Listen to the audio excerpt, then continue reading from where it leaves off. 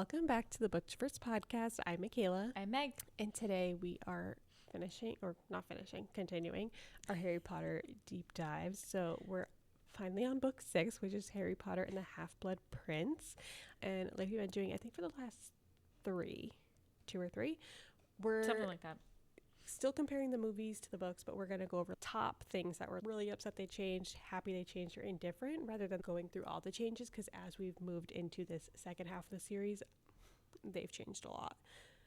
We would be here all day. And we don't really need to discuss ratings because we've already said all these books are 5 stars. Well, individually, they might not be a 5-star. They are 5-star because they're part of the series. So we'll just get right into it. And yeah, I think let's start with sad they left out. Okay. Because there's so many to choose from. Yeah. So I'll let you open it. Okay. So the one I have is sad they changed. So not left out. Okay. Well, I guess kind of left out. We're sad. Is how I'm pissed. How pathetic they make Ginny in this movie. I'm pissed.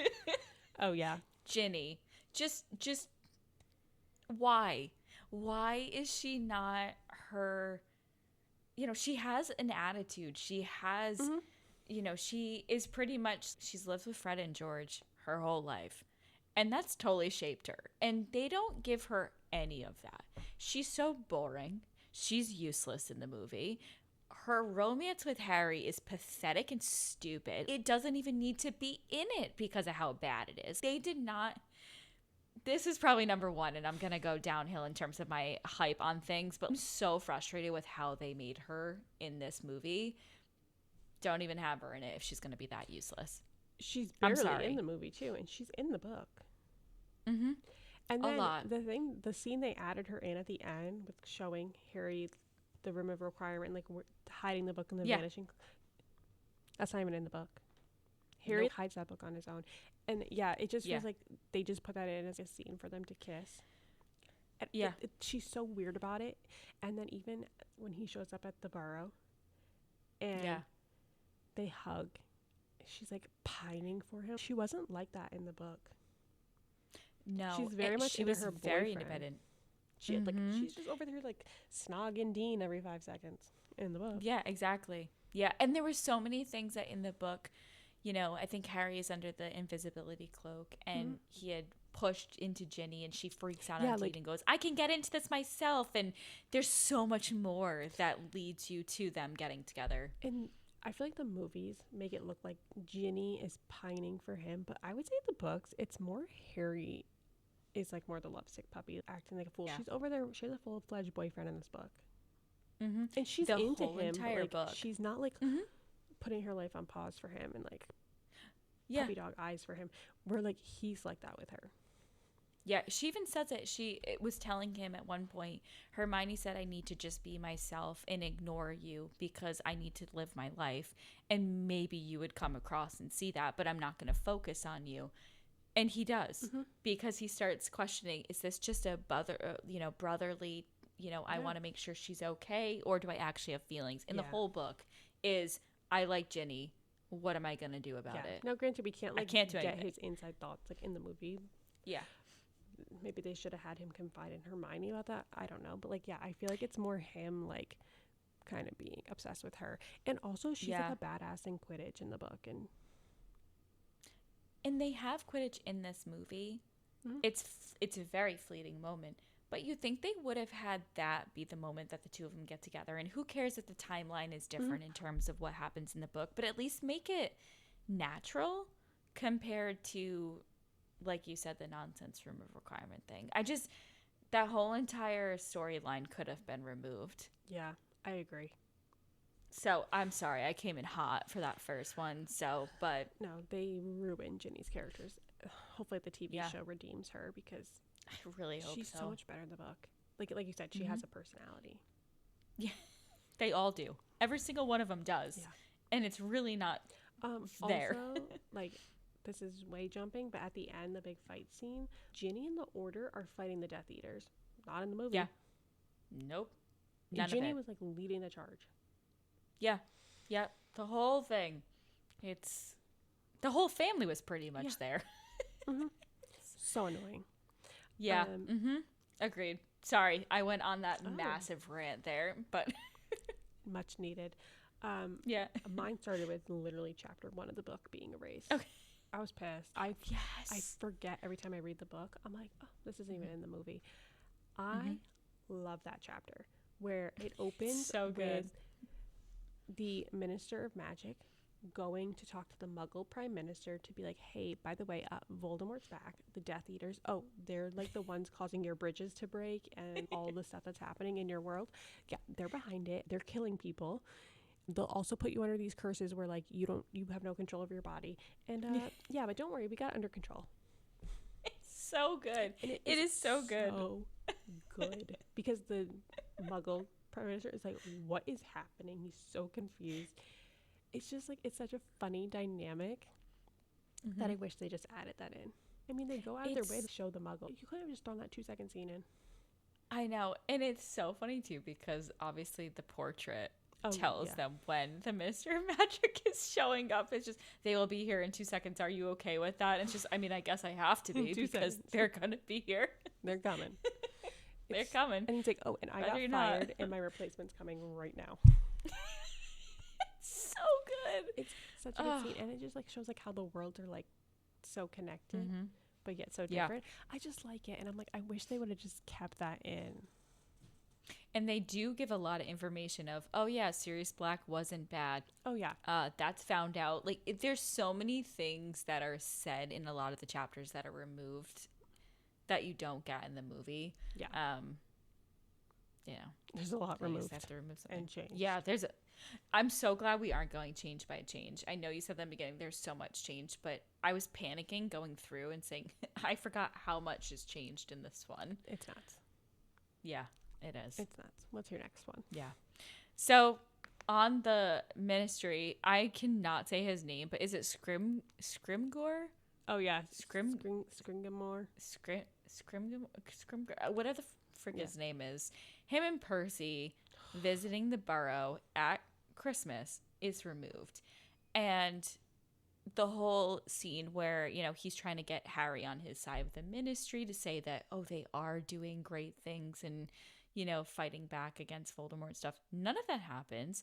So instead we get Bellatrix and Fenrir who show up, but what's weird to me is they destroy the Burrow, which is supposed to be just as protected as Hogwarts when Harry's there. So I just don't understand that scene in the sense of, oh, they were able to get to him, but really they weren't actually able to because they're not even supposed to be within that space. So the whole thing just felt kind of, maybe to give a little more intensity, the fact that Voldemort's not in this one. So give his, you know, followers some intense. I don't know, but it was just a weird, I don't know. I could have done without it. Yeah, when I was watching that scene, I was like, wait, this doesn't happen. They don't show up. They don't also destroy their house. Yeah. And Harry's not like trudging through a river with Ginny. In their house goats. I think, honestly, they probably do it to set Bellatrix up. Yeah. To be so terrible. So, like, when something happens at the end of the 7th part 2 movie, you're like, yes. You're more bought into it. Yeah, not that you that's aren't true. In the book, but yeah, but it really does make her evil. Sometimes I think she's even more evil than Voldemort with how she acts. She's crazy. The worst character. She is crazy. Yeah. Understatement. She's insane. Yeah, agreed. What was your next? Okay, all the like pensive moments are basically erased in this book. I mean, in the movie. Yes. But I'm so sad we don't get the one when Dumbledore's taking him on the journey of Voldemort's past. Obviously, we see the orphanage, which is important. And we get the clue about the cave. But the whole thing about his parents, I feel like, is important. It connects the ring. And we just, he just gets like that throwaway, like, oh, it was his mom's ring. It was really hard to find. Right. And then also, they talk about the other Horcruxes of the fact that he went to visit that woman who had the cup. And I'm sorry for anyone who hasn't finished the series. I'm just totally doing spoilers, but this is a preface for the rest of this entire episode. It's gonna be spoilers for the 7th one. Well, it just like sets up why he like hates there's the so Muggles much because of his dad. Yeah. And then in that, when they're talking about the mom, like how he ends up at the orphanage, but then also talks about how he wanted to keep working at Hogwarts. They said no. He ends up getting the job at Borgin and Burke's, which is how he knew about all these artifacts that would come into play for the Horcrux. I just feel like that was an important one they should have kept in. Yeah, agreed. Like, and he talks honestly, about the cup, and then he says, what else was there? he said there was one that he hadn't located. Was it? It wasn't Hufflepuff. I thought it was I think it was something else that was related to him and his family. I'm blanking hardcore right now. Oh, okay. I'm sorry. Yeah, Helga. One. Yes, I'm sorry. Ravenclaw. Or then, then he says, like, well, for Gryffindor, the only thing is the sword, which he doesn't have. Yeah. Yeah, I honestly would rather have taken that one over when we first meet him at the orphanage. Yes, it's important. And yeah, but I don't even think they do a good job connecting that, like, the cave they go to at the end of the movie is the cave that he references. Nope. I think you just have to get the clue of infer that. It's told exactly. In the book that that's the same one. Yeah. Yeah, I don't know. I think I would have rather done with the other important memories over that one. If they had to remove things. I get they don't want to make the whole book just going through the memories, but I think it just sets up so much for the 7th. Also, like, you know? Yeah, because, like, if you're watching the movies, you're probably just like, and when you get to the 7th one, you're probably like, how does Harry know what to even look for? I was thinking about that. Dumbledore talks to him about it, and they think through ideas. It's not just just looks at some random items and figure out if it's important. Yeah. Yeah. That would set me off. Yeah. Agreed.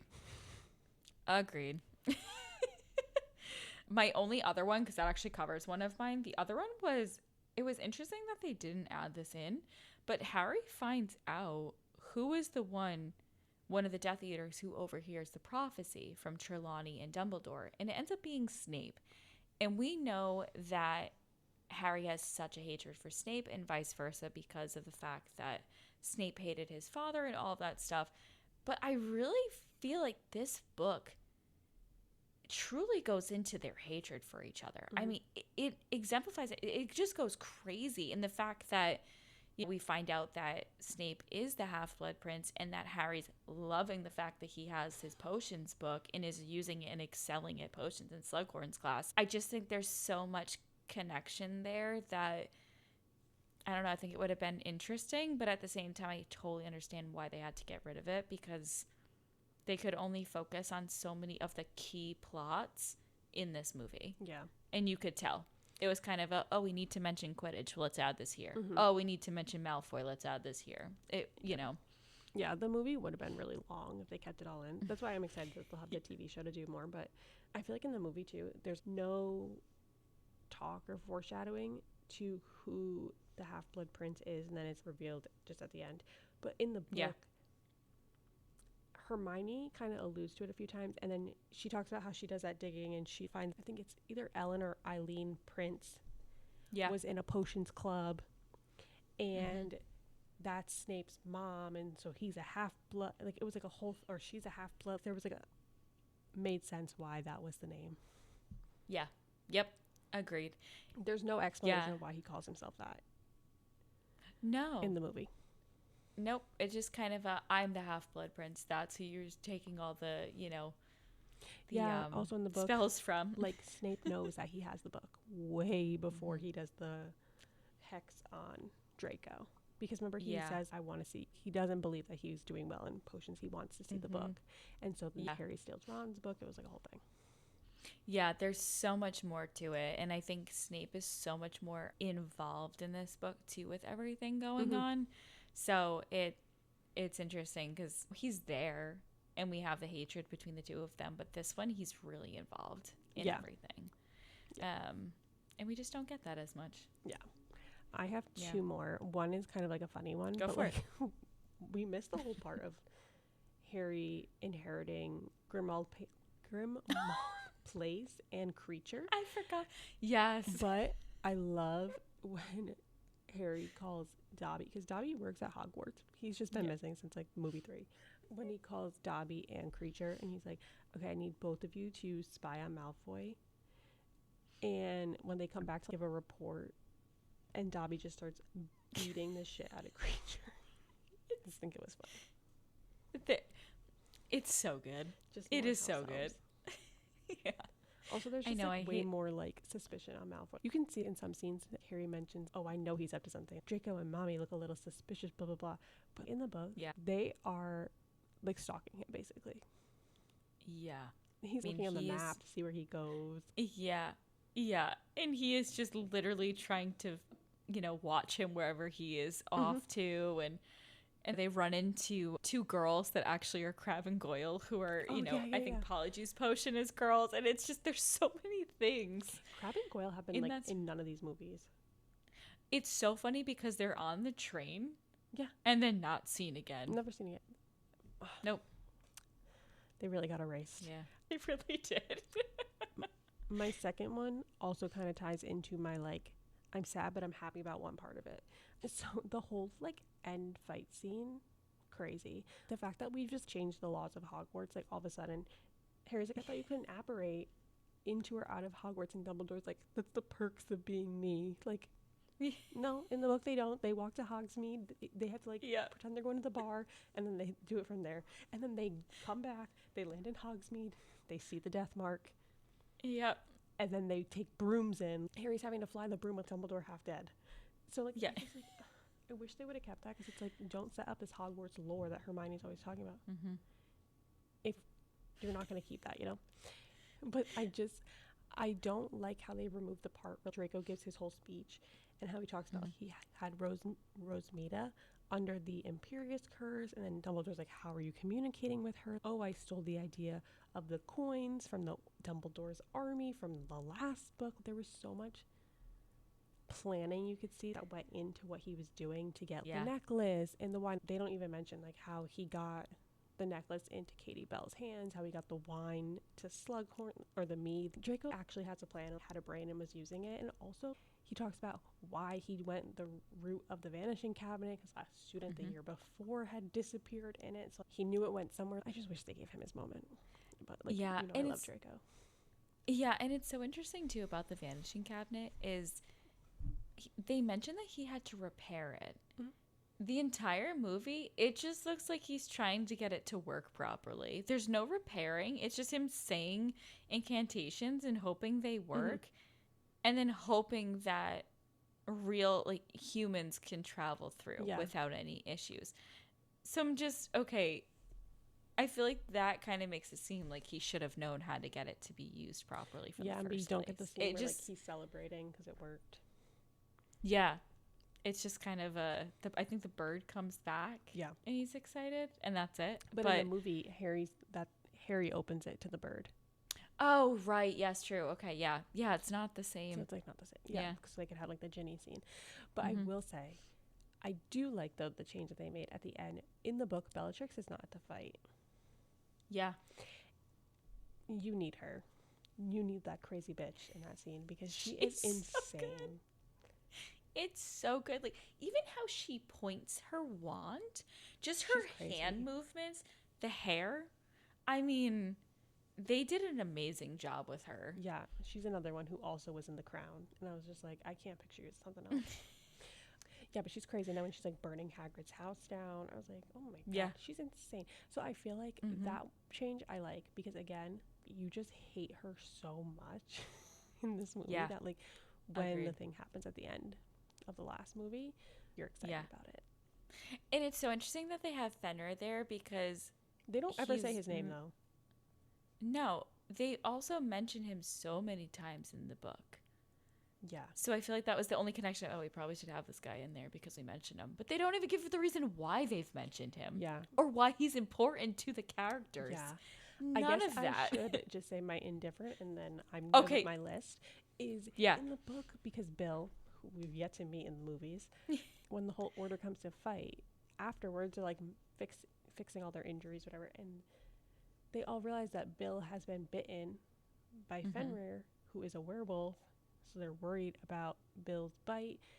Also, Bill is engaged, about to get married to Fleur. Yeah. Where was she? Yeah. And that's how you find out that that's how Lupin got bit, and Mm-hmm. Tonks is in love with Lupin, but Lupin doesn't want to put her through that because she doesn't want her to have to be married to a werewolf. It's like a whole dynamic. Yeah, there's so much because at Christmas, Mm-hmm. they're already together. Yeah. Because she literally is saying to Lupin, "You okay, sweetheart?" Or like, Mm-hmm. "What's wrong?" Like they just pretty much say, "Oh yeah, they're dating." Mm-hmm. Surprise! It happens basically a full 6+ months early. Yeah. But I guess they couldn't work that in because they would have to also have how introduced us to Bill. They can't like just all of a sudden at the end be like, "Oh, by the way, this is my brother Bill. We've been talking about him." And freaking Charlie is never ever in there. That I don't man's think he's in the movies completely at all. erased. I don't think so. I think they just He's ignored in that the there was an photo, extra brother. maybe. Yeah. When they go to Egypt. Actually, you know what? I feel like I should just go back to watch that and look at all of the family members because I Okay. never do. Yeah. How many children are there? Mm-hmm. Yeah. Oh, and Yeah. we have the whole Percy of it all Yeah. just removed. Just completely removed. Yeah. That was everything That's on crazy. my list, so we can just go through Okay. these. I had 2 other things, and it was happy they changed. So we had mentioned about the fact that Harry and Ginny being together, but also that whole dynamic in the movie. But what I actually really liked that they changed was how Harry and Hermione talk about the crushes that they have. Because Hermione's very upset about the fact that Lavender and Ron are together after the Quidditch match. And it just shows so much of their friendship and how close they are. And even I think early in the movie, Dumbledore had asked Harry, "Oh, do you have any, what do you do outside of classes and whatnot?" And he had actually questioned, "Are you with Hermione?" And he goes, "Oh no, she's like my best friend. There's nothing else there." And maybe I'm jumping a bit, and this is a spoiler, but I feel like this kind of sets up a little bit to when Ron starts getting jealous in book 7 whenever he's wearing the Horcrux, is Harry and Hermione are so close. But to many people, 2 people who they normally would see as a couple being best friends kind of always gives that image of like, are you sure they're just friends? And it frustrates me because I know that happens all the time. But I feel like that kind of leads into the 7th book when he gets frustrated. Yeah, that's a good point. I also feel like, though, this movie did a way better job setting up the Ron-Hermione dynamic than the Ginny-Harry. Because there's a couple times where, like, so much better. at the beginning when Ron puts like, the toothpaste off her, you can tell he's staring at her. Obviously, we hear how she feels about him. And then when he calls for her in the hospital. Mm-hmm. But I know.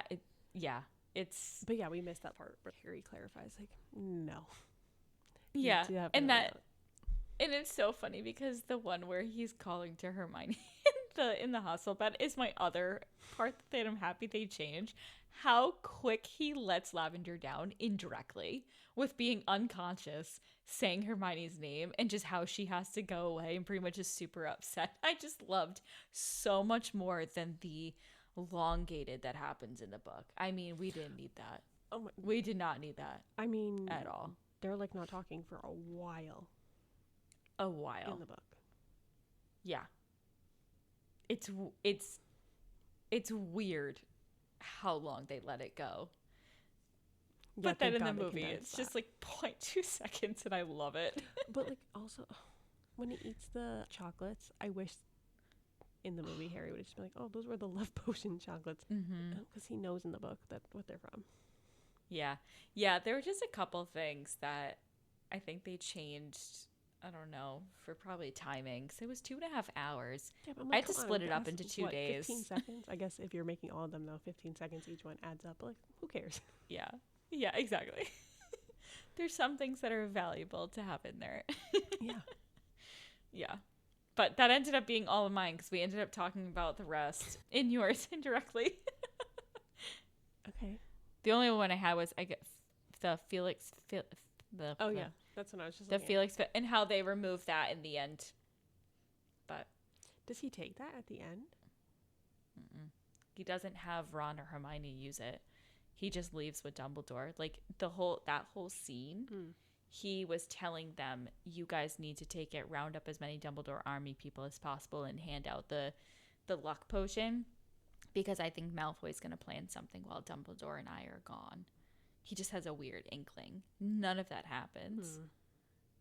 So that's why they end up getting so lucky in the battle, because I think Ginny even says everything was missing us. So. Oh, yeah. Yeah. So that was just, I don't know, indifferent, because if you're going to remove it, I get not even having that as part of it, but Yeah. You know what? it was a also whole makes me section little removed. sad is that they removed that the kids stopped taking Hagrid's class. So he's kind of pissed at them. Kind of, yeah. And then, because then in the movie, it's just like, I think I'm going to go to Hagrid. But, like, we Yeah. haven't interacted with him. But in the book, Mm-hmm. Harry had been invited to the funeral for Aragog. Yeah, it wasn't just a random. And when he runs into Professor Slughorn, that's how he gets him to go to Hagrid's with him. He's like, oh, I'm going because Hagrid's, whatever, the spider. And Yeah. Slughorn comes just so he can get the venom. Yeah, and he does it secretively. Yeah. And Not like this one. He goes, oh, could I take that from you? You know? It's not like Harry's like, yeah, I'm breaking curfew. Follow me if you want. Yeah. And they make him very bold in taking the potion. Like, he all of a sudden becomes I don't want to say sassy, but at times a little bit of just, Yeah. it's different. They also like downplay the slug club in this because like we have so many meetings and Ron is pissed he's not getting invited to these meetings. And Hermione actually ends up liking them. She goes, oh, they're actually quite fun. Oh, never mind. Sorry. They're terrible, Ron. They are the worst thing in the world. And Ginny's invited. There's a bunch of people invited to these things. Yeah. Yeah. And I think because Ginny gets invited because she hexed someone on the train. Yeah. Thought she was going to get in trouble, but didn't. And even, oh my God, Cormac. Yep. The other keeper, they only go into his side about being interested in Hermione. They do not go into anything about how annoying he is with Quidditch. And the fact that when Ron couldn't play, he played, and he was basically trying to coach the whole team. Or and the fact that Hermione takes him as her date. Yeah. And Ron's pissed. Exactly. Yeah. Yeah. It was interesting because they added people, but then didn't give them too much, is what I expected. Yeah. And Cho, she's just gone. Yeah. I will say, who they cast for Slughorn was just perfect in my mind. Like, I think he just played the character so well. I was laughing to myself today because I was watching the second half, and it's at the funeral for Aragog, and he's like, the way he says, like, his body will decay, and he just, like, how he says it, just like, but his legacy will live on. I'm just like, bro, you are on something, and I like this a lot. But he was more, like, pompous in the book. Yes. Like, yeah, he was. He has all these places, like these connections, and that's all he cares about. Connections. Speaking about that, you know what we miss in the I don't remember if it's specifically gone into in the book, but in the movie when he's showing Harry all of the pictures, he talks about Sirius Black's brother. Yeah, Regalis. And he says, he's like, oh yeah, I taught him. There's so many clues of things that happen that are important that they kind of just mention. So I'm like, I totally forgot about this. Yeah. Completely forgot about that it's mentioned. Yeah, that is weird too. He sets his picture frames up every house he goes to every week. Yeah, I thought that was in case odd. he wants to show them off. Yeah, I don't know. It's also interesting because I expected that he would have left after Dumbledore died. And the fact that he had the memory was given and everything. But I think he's in the 7th one as the head of house for Slytherin. I believe so. I know he is in the book. Yeah. At least in the book he is, for sure. I can't remember. But the end scene of the movie, or one of the end scenes, Harry goes into Dumbledore's office after he's died. And he grabs the wand. What I'm happened? not going to say, I was about to say the name of the wand, but he grabs the wand and he walks out with it. But we know from the beginning of the 7th movie, that's as far as I'm going to go, that the wand is inside Dumbledore's tomb with him. Is he buried at that point yet? Well, they just had the funeral. This is like the scene right after the funeral. Oh But my maybe the God. top isn't on him Wait. yet. But like the wand is just sitting on the desk, and Harry just Hold on. takes the wand. But that doesn't happen in the book, Yeah. I don't believe. No, no, no, no. In the book, it's this whole ordeal about Hagrid carrying him and everything to, Yeah. where they have like there's a whole scene. The only time he's in Dumbledore's office is when McGonagall is pretty much saying, "I need to run as the head of the school." Oh yeah, she doesn't even to say get that it in the movie. situated. This is that scene. He's in Yeah, Dumbledore's office. The wand is just sitting on top of a notebook. He just a book. grabs the Yeah, wand, just takes this man's wand, and then she comes in. She's like, "If you ever need to talk," and he just yeah, walks out holding the yeah, wand. But I'm like, in the beginning of the seventh movie, the wand is buried with Dumbledore. yeah. Like it's But like, I there feel like with there was him. no reference to Dumbledore's wand at the end of the actual book. So No, clearly I they don't had think some so. information. Yeah, It's like, we should probably show the wand. I feel like they have to show things. They actually do that as well when Harry touches the ring, when they're talking about Horcruxes, and Dumbledore says it leaves traces, and Harry kind of twitches.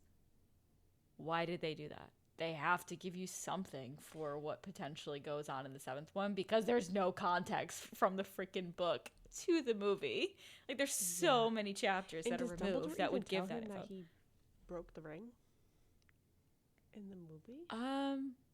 He says it was hard to break, and he shows his That's when he black and tan or whatever. Yeah. Yeah, there's just there's a lot missing. Yeah. There's so much. Also, like, Harry also has the invisibility cloak when they go to the cave. At all times. Yeah. Yeah. And he doesn't have it. And I love when he goes in the movie, "Go down below, you can't be seen," and he decides to stand right underneath the big opening in the floor. It's widely visible. He's just making eye contact. Everyone with can look Dumbledore down. the whole time. Hey. Yeah. And like in the movie, Snape sees him and it's like, "Shh." Yeah. And I'm like, that does not. None of this happens. No. You know what was interesting too? You had talked about the first chapter being removed. I'll even say the second chapter also should have probably been in there, when Dumbledore invites himself in to the Dursleys' house and pretty much has to tell them he needs to be welcomed back next year because he's coming of age. And they're like, he's younger than Dudley. And they're like, no, dumbass. In the wizarding world, we turn of age at 17. But that whole thing, he's just such a G of I was under the impression you were going to welcome me in and give me a warm thing of tea or something. And it's just, I love that. Yeah, why do they have the movie? I mean, it opens with the bridge, but like, why do they have it start with him in the train station? That's not even a thing. Also, he's not supposed to be out of anyone's sight. Why is he alone at close to 11 at night at a train station? Also, like, why is this waitress hitting on like a 16-year-old? I don't know. Weird. Because she did not look 16. Yeah. No, I was trying to figure out what the age gap was. And then they're just on the train. Yeah. Like, where it was weird. He doesn't do that in the book. Nope. Literally does not. Because I'm pretty sure he gets told he has to stay. No, actually, that was the one before that. There's so many things where the family, also, like, when he knows when he goes with Dumbledore, like, where he's going. He's like, you're gonna go to the Burrow, but make a stop along the way. And then in the movie, meets him at a train station. You're coming with me. We're going to Slughorn, and then he just drops him in a river outside the water. House. Yeah, why is he dropped in the water? Where's Dumbledore? And like, Molly doesn't know he's coming, but they know in the book. What is happening? Yeah. And then it's even a contradiction too of Mr. Weasley talks about it at Christmas. He literally says, we can rarely leave the house. We're being followed. Molly doesn't leave the house. And then it goes back to my point earlier about how at Christmas time they end up like at the house. All the Death Eaters end up at their house. They're literally, they're not being followed by Death Eaters per se, but there's so many things going on that are really keeping them protected, but also making sure that they're not doing anything suspicious with Dumbledore that they could get in trouble for. Like, it was so weird. I don't know. This I didn't put on my list, but this set me over the edge. When Harry leaves to go to Hogwarts, he pulls Mr. Weasley aside and says, hey, by the way, the Malfoys are up to something. Maybe you should investigate them. Then they see the Daily Prophet being like, Malfoy house searched or whatever. They come back. They see him. We didn't find anything, Harry. Nothing seemed out of the ordinary, whatever. But they're like kind of on the path. In the movie, they just fully have Arthur be like, oh yeah, I'm pretty sure Malfoy's using the vanishing cabinet. Yeah. I was like, what? But then, like, I'm sorry, he tells Harry that at Christmas. No one goes to look at the vanishing cabinet? No one. Yep. No one says, oh, where I'd want to hide something or store something, you know, that no one else could find in the moment. Or it literally took Trelawney mentioning that she hides her stuff in there and she got shoved out because when Malfoy was excited. But besides that, no one thought of it. Nope. It was, yeah. And then all of a sudden, Ginny at the end, well, you wanted a room where you can never find this again. Also, that scene, they look at the vanishing cabinet directly. They look at it. And this is after Christmas. In the movie. Right. Yeah, exactly. Like and the bird comes out. No one thought like right. So like, but even the fact that Mr. Weasley had said that they interact, that like the Malfoy was probably using it. Maybe, I don't know, keep an eye on that room further after that fact. Right. Clearly it worked. There's a bird in it. It made no sense. Yeah. It just, I don't know. This one I think was actually probably I want to say most hated at going from the book to the movie. But I loved the book. And it was so frustrating that there were so many parts removed from the movie that would have been so nice to visualize. Yeah. And actually get. I like the book way more groundwork. And honestly, like, it pisses me off. Like, this was Draco's moment to shine. Yeah. And I'm sorry, you erase him from the movie. Mm-hmm. He's like the biggest part of the book. Like, he's not in it a lot, but like, he has the biggest storyline of the book. Yeah. And we also, I don't think in the book get confirmation he's a Death Eater. Like, I don't think we actually see his arm. Nope. But in the movie, they have to show it. I'm one of them. Moaning Myrtle, saying, like, he's been going to the bathroom crying. Like, in the movie, it just makes him look, oh, he's, like, a villain, whatever. But, like, in the book, you really understand, like, he does not want to do this. But, like, he has to because his dad. Like, you see the newspaper clipping, but, like, no one talks about how his dad is in Azkaban. Yeah. Exactly. And the fact that this is pretty much payback for the fact that his father did such a bad job that his son now has to carry out something and he's probably going to die from it anyways. Mm-hmm. So much more of a layer to what's happening. And I'm 99% sure in the book we find out that Dumbledore knew the entire time. Yeah. What was happening. He did. Mm-hmm. There's none of that in the movie. They don't discuss that Dumbledore knew he only had however many months to live because of the blackened hand anyways. They don't talk about any of that. No. Nope. So he knew he was going to die. That's why he is fine with borrowed time. Yeah. Mm-hmm. And also I think that's why he was even stressing so much on Harry to get the information from Slughorn was, I need this basically before I die to confirm, to give you a path. Because if not, then we're doomed. Mm-hmm. You know, there's no way to go around this. So yeah, this one was probably the one that had the biggest like holes. Yeah, and like I was saying like, to Patrick, I just puzzle piece, little clues. It's not a huge gap when you get to the next movie. I know, and it just felt so choppy. I don't know. It was funny watching it on its own, but it's fine. But having it back to back after we just finished the book and then watching it, I think I was more upset with how the movie was than I was for any other. Because, you know, bummed and annoyed about some things. But this one overall, there was so much. So I was just, why did you do that? That was such a weird choice. But this one would have been good as having two movies. Even if they were shorter, I think you could have done 2 movies for this one. And it would have been good. They should have. I'm sure it was like a contracting thing with the actors. They're like, we're already here for 8 movies. You can't add another. Yeah. But Exactly. I also just wish, just make it longer. You know, people would have sat through a 3-hour movie. You could add 30 more minutes to it. Yeah. Because I think that would have captured enough. But I completely agree. yeah. But Guess we'll see. yeah. We'll see how it goes for the next one. They have 2 parts for book 7, so. I know. And I'm really curious because we're going to pretty much just like kind of read and then watch the first half. So I'm excited to see how much is there and what is changed. Because there definitely are things that they changed. I just don't remember. Yeah, I don't remember intricacy. either. But yeah, that scene at the end of the movie when he just walks in and grabs the wand right off the desk. I was like, so bad. I was like, why has this never clicked for me before? But like, this is crazy. Just knowing how important that is. And it's like, it still didn't click until you said it. That happened. Like like a diary, and then they just pan to the portrait, and it's just Dumbledore in his picture, just sleeping. Just sleeping. Yeah. And that's just in general. Now that Dumbledore is dead, and sorry, this is a spoiler for 7, but like whatever. Why don't they ever just talk to his portrait? You know, to get questions. They talk to all the other portraits. I don't know. Yeah, I don't know. I don't get it. I do not get it at all. And like they show that he's in there. Yeah. So why didn't you just look hey Dumbledore, we gotta look for these Horcruxes. Like, where do you think the other ones are? Yeah.